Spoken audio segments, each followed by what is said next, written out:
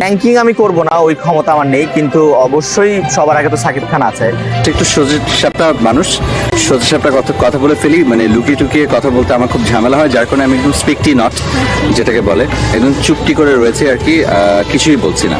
ফিফার যে নিজের জায়গা কি আসলেই করতে পেরেছি, যদি কি হয়, যদি কোনো কারণে আগামী 6 মাসে আমি অভিনয় করতে না পারি, মানুষকে আমাকে আসলেই ভুলে যাবে, এরকম কিছু একটা প্রশ্ন থেকে যায়। অ্যান্ড আসলেই যাবে, কাজ এত ট্যালেন্টেড অভিনয় শিল্পীর এখন কাজ। তারপর আরো ভালো ভালো অ্যাক্টর এখন কাজ করছে।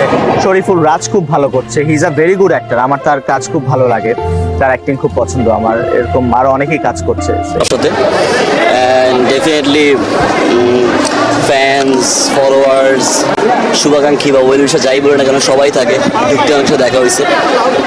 মানে অ্যাক্টর হিসাবে আমার ভেতরের যে সত্তাটা, ওটাকে আরেকটু বেশি এক্সপ্যান্ড করতে চাই।